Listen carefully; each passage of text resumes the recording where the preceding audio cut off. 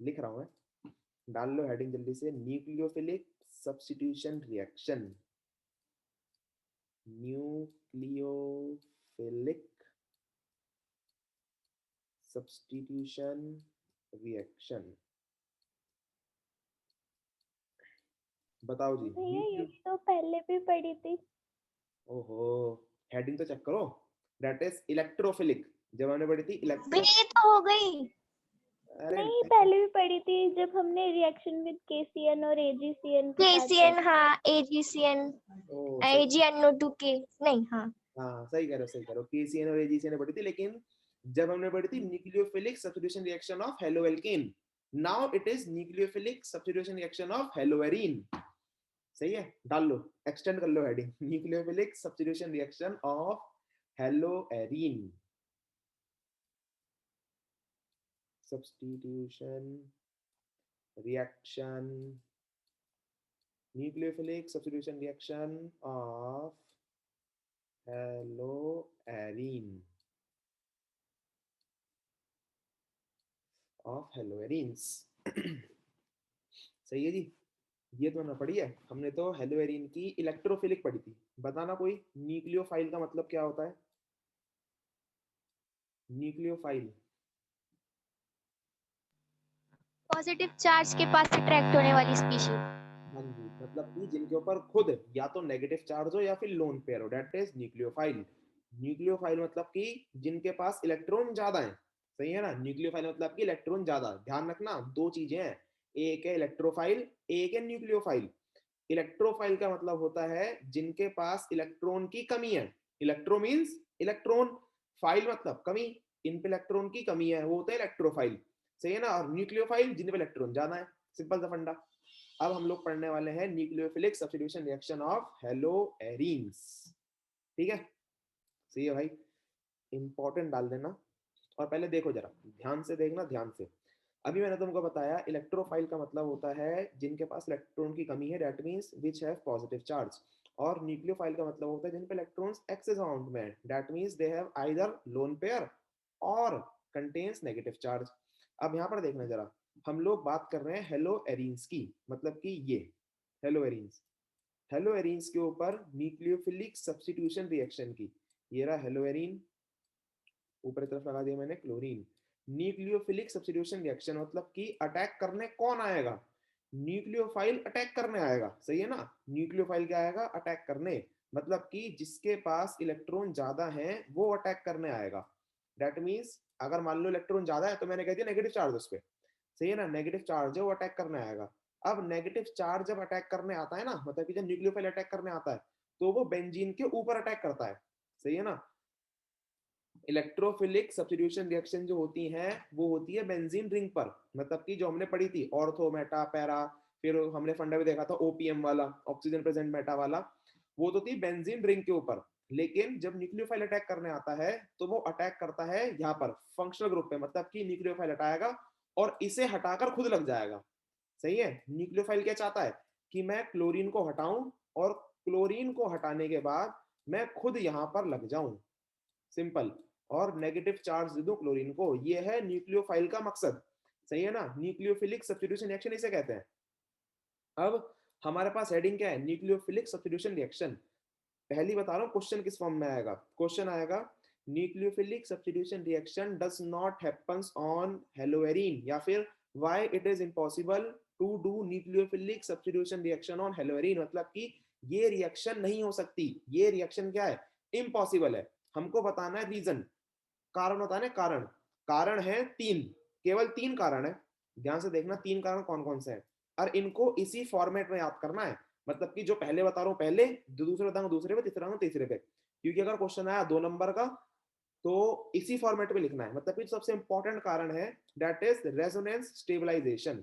ध्यान से समझना, रेजोनेंस केवल इसी चैप्टर में समझा रहा हूँ, रेजोनेंस जो मैं पहले ही पढ़ा चुका हूँ, सही है ना, दोबारा से पढ़ा रहा हूँ, दोबारा से, जिन्होंने नहीं पढ़ा रेजोनेंस ध्यान से देख लेना, यहीं पर ही, रेजोनेंस स्टेबलाइजेशन पहला कारण है, पहला। अभी कुछ लिखना मत, नहीं पहले समझ लो, सेशन, रेजोनेंस स्टेबलाइजेशन। तो यह फर्स्ट रीजन कि न्यूक्लियोफिलिक सब्स्टिट्यूशन रिएक्शन नहीं होती हेलोएरिन पे पहला कारण है रेजोनेंस स्टेबलाइजेशन। जरा देखना क्या कहना चाहता हूँ रेजोनेंस स्टेबलाइजेशन से। ये मान लो हमारे पास ये रहा हेलोएरिन, ये देखो जी, और यहाँ पर लगा हुआ है क्या, क्लोरीन। क्लोरीन के पास सबको मालूम है लोन पेयर है, लोन पेयर। कितने लोन पेयर हैं, तीन तीन लोन पेयर है। क्यों, क्योंकि क्लोरीन के आउटर मोस्ट में होते हैं सात सात इलेक्ट्रॉन, हेलोजन है ना, सात इलेक्ट्रॉन होते हैं, एक से कल्ली बॉन्डिंग, तीन तीन लोन पेयर बचे रह गए। अब ये रे लोन पेयर और ये डबल बॉन्ड, ये रे लोन पेयर और ये डबल बॉन्ड।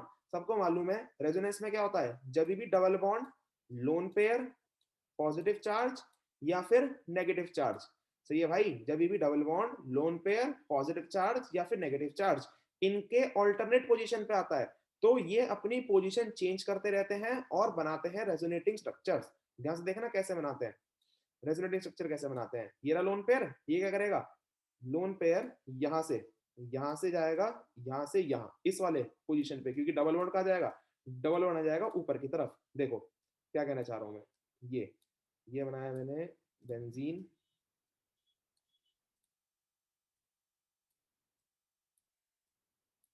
दिस, और डबल बॉन्ड यहाँ नीचे से उठ के आ गया ऊपर, और लोन पेयर आ गए यहाँ पर, दो बॉन्ड ऐसी के ऐसी रहे। और अगर पेपर में आएगा, तो अपने को रेजोनेंस बना के दिखाना पड़ेगा।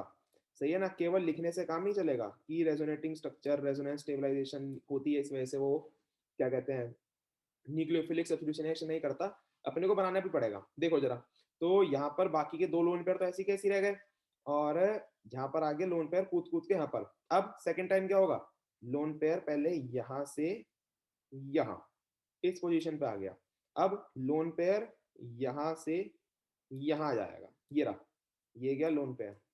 और अब की बार क्या स्ट्रक्चर बन जाएगी, डबल बॉन्ड आ जाएगा लोन पेयर की पोजीशन पे, और लोन पेयर आ जाएगा नीचे की तरफ। सही है, ये सब हम पहले बना चुके हैं, जब हमने पी ब्लॉक पढ़ा था ना, जब भी मैंने रेजोनेंस जब भी समझाया था पूरा का पूरा। तो ये रही सेकंड सेकंड रेजोनेटिंग स्ट्रक्चर। सही है, अब की बार क्या होएगा, लोन पेयर यहाँ से यहाँ, फंडा समझ में आ रहा है ना, क्योंकि ये रहा डबल बॉन्ड और ये रहा लोन पेयर, ये रहा डबल बॉन्ड और ये रहा लोन पेयर, दोनों के दोनों क्या है, ऑल्टरनेट पोजीशन पे है। जब भी लोन पेयर और डबल बॉन्ड ऑल्टरनेट पोजीशन पे होंगे, वो अपनी पोजीशन करेंगे चेंज, और हमको दिखेगी कुछ इस तरीके की रेजोनेटिंग स्ट्रक्चर्स। देखो नेक्स्ट टाइम पे क्या हुआ, इट इज अगेन बेंजीन, यहां से लोन पेयर उठ के यहाँ ये आ गया इस तरीके से। लास्ट लास्ट में क्या हुआ होगा, लोन पेयर फिर से यहां से अपनी पोजीशन पर, और जब लोन पेयर गया अपनी पोजीशन पर, ये हो गया इस तरीके से, यहाँ यहाँ और ये यहाँ, ये बन गया फिर से क्लोरोबेंजीन। सही है भाई, रेजोनेंस समझ में आया।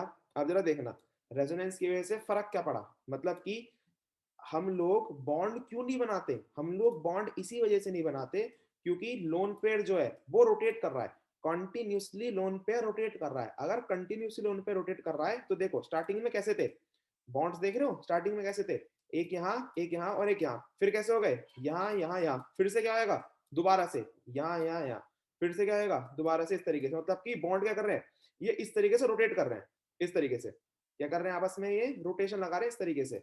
अब अगर रोटेशन हो रही है तो कुछ इस तरीके से नहीं बना सकता इसे मैं, ये देखना जरा, ये देखो, ये रही रोटेशन वाली, इसे कहते हैं हम लोग रेजोनेंस हाइब्रिड। ये देखो, ये रहा लोन पेयर, यहाँ से भी क्या कर रहा है, रोटेट करता हुआ ये। सही है भाई, तो इस तरीके से जो बॉन्ड्स हैं वो रोटेट कर रहे हैं, और रोटेट करने की वजह से ना हम लोग ऐसे बीच में सर्कल बना देते हैं ताकि बॉन्ड ना दिखाने पड़े, इतनी मेहनत ना करनी पड़े, क्योंकि सबको पता है लोन पेयर घूम रहा है और ये ना इतनी स्पीड में घूमता है।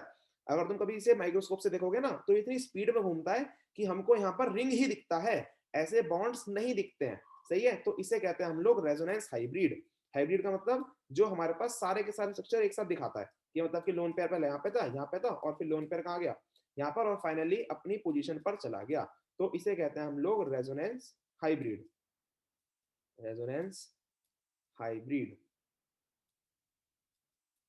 सही है, तो ये थे हमारे पास resonating structure.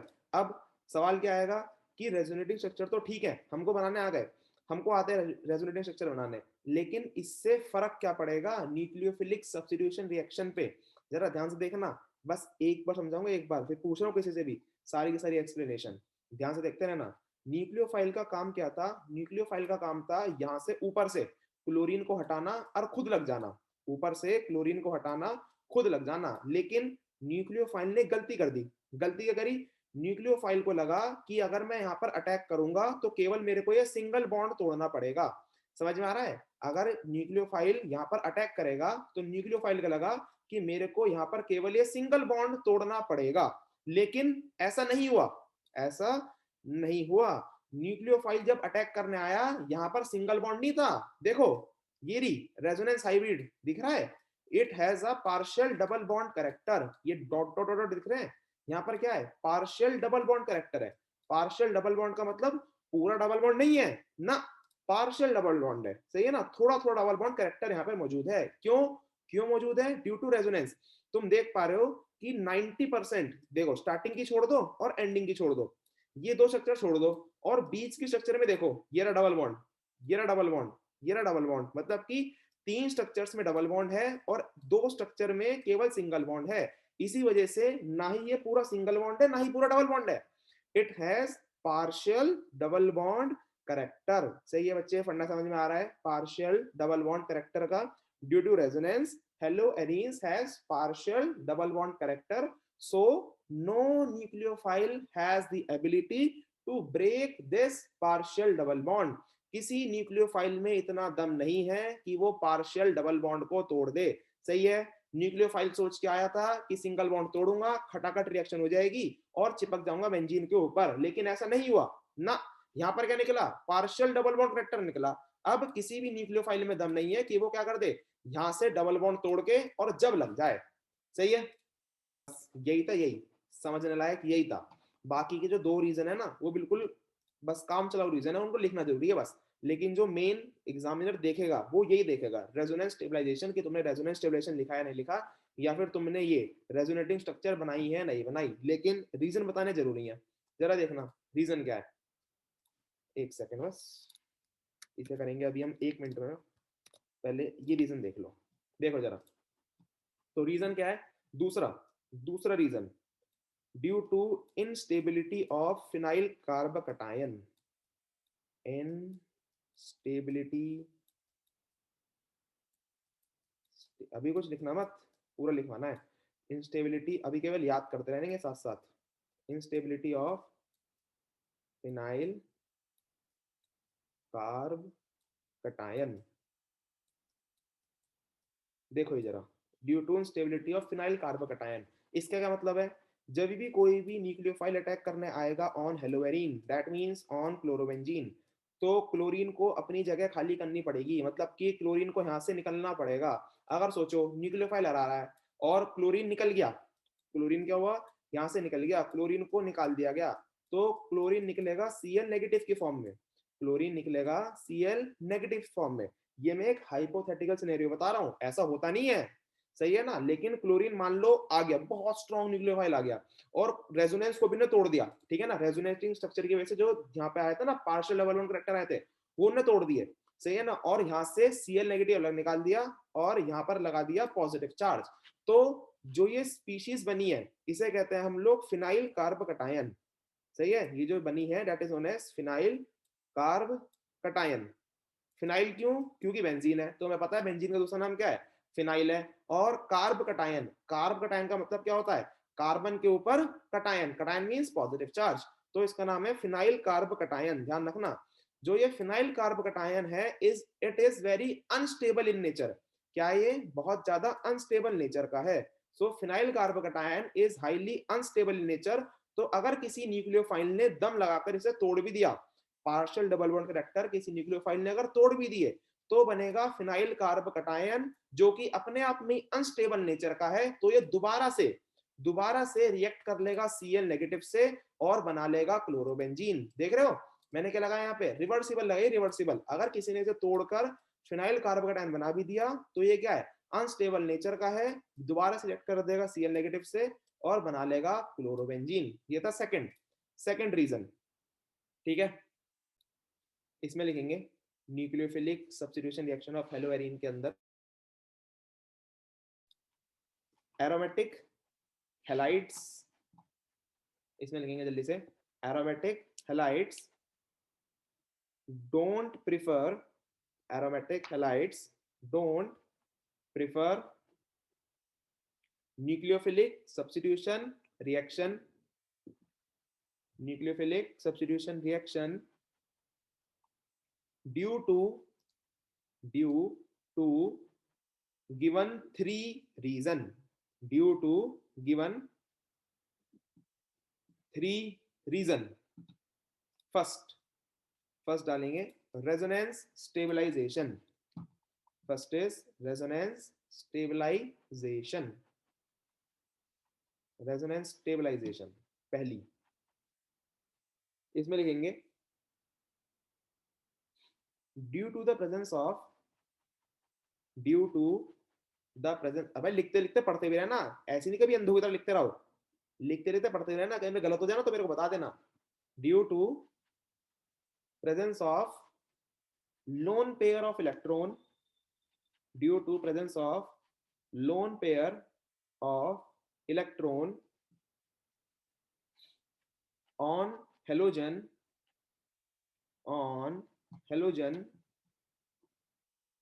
and double bond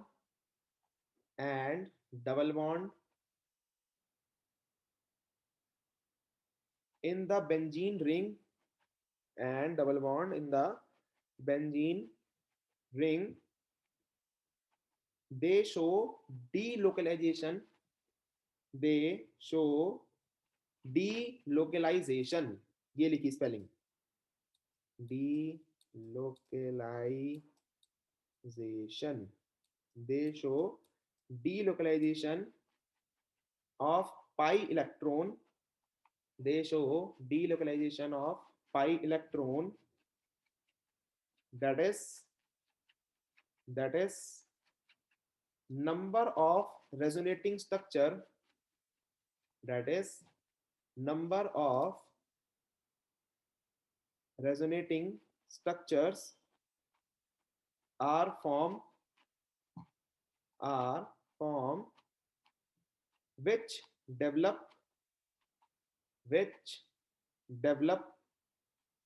partial double bond character, which develop partial double bond character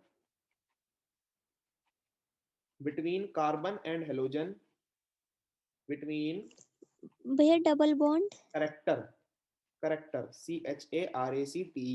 partial double bond character between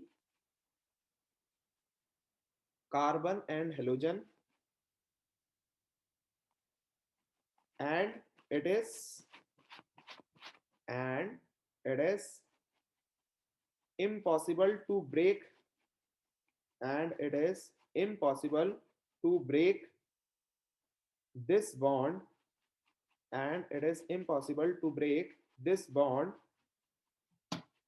by any type of nucleophile, by any type of nucleophile so easily, by any type of nucleophile so easily. बस ये चिपका लेंगे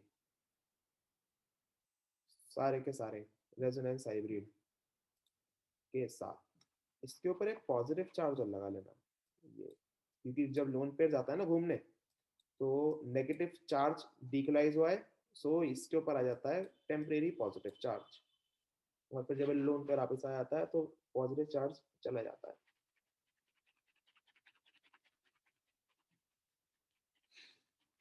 चलिए चिपका लेंगे बहुत रफ्तार में। बनाने के बाद कॉपी के लास्ट पेज पे करके देखना, बिना देखे यार, और जहाँ पे अगर अटक जाओ तब देख लेना, और कॉपी के लास्ट पेज पे जरूर करके देखना, कभी बैठे रहो मूर्खों की तरह, जरूर करना जरूर, अभी के अभी। Instability of phenyl carbocation, second reason लिखेंगे जल्दी से, इनस्टेबिलिटी ऑफ फिनाइल कार्बोकैटायन, इसमें लिखेंगे in sorry in नहीं if haloarenes instability of phenyl carbocation heading डाल लेंगे, इसमें लिखेंगे if haloarenes show nucleophilic substitution reaction, if haloarenes show nucleophilic substitution reaction, they will form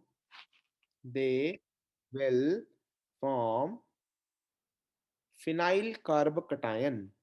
They will form phenyl carbocation which is unstable in nature, which is unstable in nature.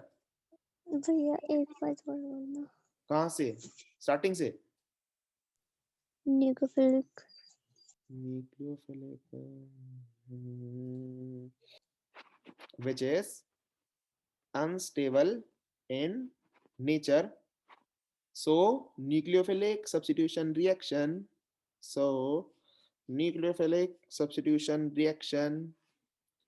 is not present in haloarine. So nucleophilic substitution reaction is not present in haloarine. ये तो तुम्हारे पास second कारण बना लेंगे, चिपका लेंगे ये phenyl carbocation unstable,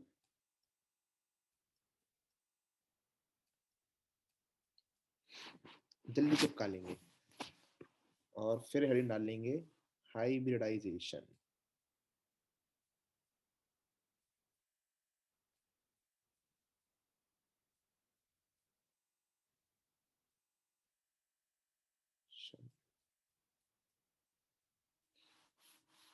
third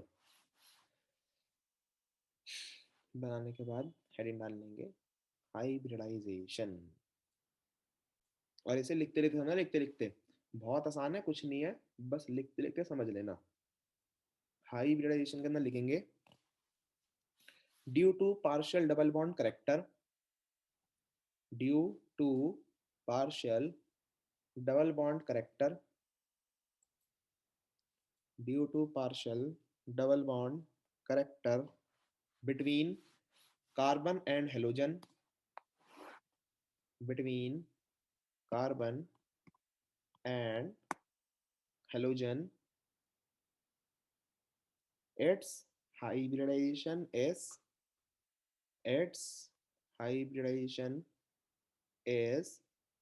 sp2, its hybridization is sp2 which don't allow nucleophilic substitution reaction so easily, which don't allow nucleophilic substitution reaction so easily. सही है, तो ये हो गया तुम्हारे पास third point, due to sp2 hybridised carbon. ध्यान रखना, समझा देता हूं, एक बार देख लो जरा कि जो हमारे पास कार्बन होता है, अब देखो हाइब्रिडाइजेशन जिसको आती है उसको पता होगा sp sp2 sp3 क्या है. जिनको नहीं आती मत सीखो, अब सीखने का टाइम खत्म हो चुका है, सही है ना, अब केवल रटने का टाइम है, रट लेना फिलहाल इसे, वरना पी ब्लॉक अगर कभी पढ़ा तो हमने कब दोबारा पढ़ा तो फिर जब बता दूंगा हाइब्रिडेशन क्या था, क्योंकि पी ब्लॉक में सिखाई थी सबको हाइब्रिडेशन निकालनी, सही है शायद, हाँ सिखाई थी, जब शेप सिखाई थी ना, शेप सबको सिखाई थी ना, तो बस पॉइंट क्या है, कोऑर्डिनेट कंपाउंड में सिखाई थी, हाँ उसमें नहीं सिखाई थी पी ब्लॉक में, कोऑर्डिनेट पे सिखाई थी, तो कभी कोऑर्डिनेट दोबारा पढ़ाएंगे तो जब सिखा देंगे. फिलहाल ध्यान रखना कि पार्शियल डबल बॉन्ड करेक्टर होने की वजह से कार्बन और क्लोरीन, मतलब कि हेलोजन में, कार्बन और हेलोजन के अंदर बीच में क्या होता है, पार्शियल डबल बॉन्ड करेक्टर. तो ये जो कार्बन है ना, कार्बन, इसकी हाइब्रिडेशन होती है sp2, सही है ना.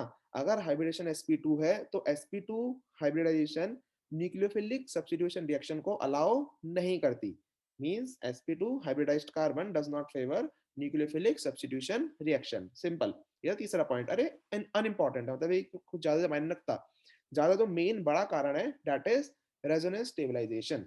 सही है, दैट इज रेजोनेंस स्टेबलाइजेशन और फिर इंस्टेबिलिटी फ्लाइंग फिर हाइब्रिडेशन। पढ़ेंगे जरा एक बार जल्दी से, तीनों रीजन हो चुके हैं, पढ़ेंगे।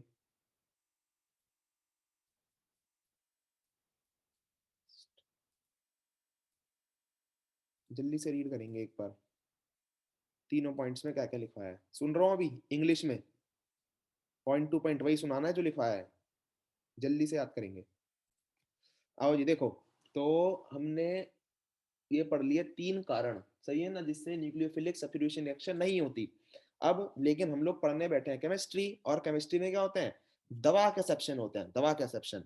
तो इसके भी एक्सेप्शन है, सही है ना, है तो तीन चार, लेकिन हम लोग केवल दो ही पढ़ेंगे क्योंकि हमारे सिलेबस में दो ही है। डाल देंगे जरा एक्सेप्शन और देखेंगे जल्दी से। Exception of nucleophilic substitution reaction on haloarene, सबसे बढ़िया एक्सेप्शन और सबसे important exception, that is Dow process. ध्यान से देखना, डो प्रोसेस क्या है, प्रिपरेशन ऑफ अल्कोहल में दोबारा आएगी, इसलिए प्लीज अभी के अभी याद करना ना, अभी के अभी, नेक्स्ट चैप्टर में दोबारा आएगी। देखो जरा ध्यान से, डो प्रोसेस क्या है। हमारे पास ये आया NaOH, ठीक है ना, एक्वस NaOH आया, क्या करा इनने, HCl, मतलब कि ये न्यूक्लियोफाइल है, और ये HCl ऊपर से निकाल दिया इनने, हटा दिया, सही है ना। एक्सेप्शन है, एक्सेप्शन बेसिकली डो प्रोसेस जो होती है ना, वो high temperature and high pressure पे होती है, इसी वजह से ये जो न्यूक्लियोफाइल है ये बेंजीन के ऊपर से वो हटा देता है, ठीक है ना, क्लोरीन हटा देता है। तो मतलब कि जो डो प्रोसेस है it is an exception, simple सी बात ध्यान रखना, और ये होती है in high temperature and high pressure. ये सब हम लोग लिख लेंगे सेकंड चैप्टर में, ठीक है ना। तो इनने बना दिया यहाँ से ONa, क्या बना दिया इनने, ONa, क्या निकला था, HCl निकल गया, HCl निकल गया, और क्या चिपक गया, ONa चिपक गया। अब इसमें डाल देंगे HCl, सही है भाई। ये रिएक्शन की थोड़ी अजीब सी बात है कि HCl निकला था और हमने HCl डाल दिया, लेकिन बेसिकली इसमें कंसेप्ट क्या है कि जो HCl निकला था it is in diluted form, जो हमने यहाँ पर HCl डाला है it is in concentrated form, तो यहाँ पर डाल देंगे हम लोग कंसंट्रेटेड HCl। तो ध्यान रखना, याद करनी बहुत आसान है, याद करने पता है सिंपल सा फंडा क्या है इसका, डो प्रोसेस को याद करने का फंडा क्या है, जो निकला है वही डाल दो, जो निकला है वही डाल दो बस। मतलब कि जब क्लोरोबेंजीन रिएक्ट करता है NaOH के साथ तो HCl निकाल देता है, और सेकंड स्टेप में HCl ही डाल देते हैं, सही है ना, HCl निकलेगा और HCl ही डल जाएगा, और यहां से निकल गया फिर क्या, NaCl निकल गया, और क्या बन गया, फिनॉल बन गया। प्रिपरेशन ऑफ फिनॉल में पढ़ोगे नेक्स्ट चैप्टर में, तो वहां पर मत पूछना कि न्यूक्लियोफिलिक सब्स्टिट्यूशन रिएक्शन कैसे हो गई हेलोएरीन की, ये एक एक्सेप्शन है, सही है, that is known as Dow process. Dow process कहते हैं in high temperature and high pressure. Next CuCN, Sandmeyer's का भाई, CuCN मतलब कि हमने सैंड मेयर पढ़ी थी ना, CuCN डाला था, SCN डाला था, लेकिन यहाँ पर SCN डालेंगे, केवल CuCN डालेंगे और निकल जाएगा CuCl, वरना तो सैंड मेयर के उससे भी याद कर सकते हो, लेकिन बस सैंड मेयर जो थी ना वो थी उसके अंदर, किसके अंदर, BDC के अंदर, लेकिन यहाँ पर हम लोग ऐसा BDC के अंदर कुछ नहीं है, यहाँ से निकल जाएगा CuCl, CuCl निकल गया, और ये बन गया साइनोबेंजीन, इट इज साइनोबेंजीन। बस जी बस, दो एक्सेप्शन थे, एक है डो प्रोसेस और एक है साइनोबेंजीन। चाहे तो नीचे वाले आज मत रखना, नीचे वाला कभी काम नहीं आने का, और भी तरीके हैं ये बनाने के, साइनोबेंजीन बनाने के, नीचे वाला ध्यान मत रखना चाहे तो, लेकिन ऊपर वाला मोस्ट इंपॉर्टेंट डाल के लिख लेना, सही है ना। एक्सेप्शन है ये, nucleophilic substitution reaction of haloarene का चिपका लेंगे, डो प्रोसेस मोस्ट इंपॉर्टेंट। आसान था, बहुत आसान है सर, देखना है ध्यान से। वही है एनसीईआरटी का जो हमने कल एक पार्ट करा था ना, इसका जो ग्रिग्नार्ड रीजेंट वाला था, उसी का पहला पार्ट है। देखो जरा ध्यान से, एक पार्ट हमने कर ही लिया। अब इसके अंदर क्या क्या रखा है, the dipole moment of fluorobenzene is lower than that of cyclohexyl chloride. बहुत सिंपल आंसर है, लेकिन आंसर बताने से पहले क्वेश्चन में देखना क्या क्या रखा है। डाइपोल मूवमेंट सबको मालूम है, एक दो दिन पहले पढ़ाया था मैंने। डाइपोल मूवमेंट का फॉर्मूला क्या होता है, या फिर तूने फिजिक्स में पढ़ रखा है फर्स्ट चैप्टर के अंदर, that is charge into distance, charge into distance।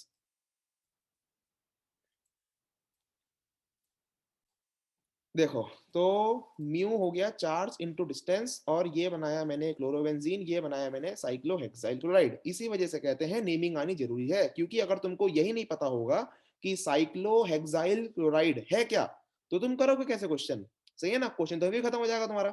चलो जी देख लो, ये cyclohexyl chloride and it is chlorobenzene. सबको मालूम है, अभी चिल्ला चिल्ला के बताया है, क्लोरोबेंजीन में है रेजोनेंस। क्लोरोबेंजीन में क्या है? रेजोनेंस। और अगर रेजोनेंस है तो फिर इनके बीच में क्या होगा?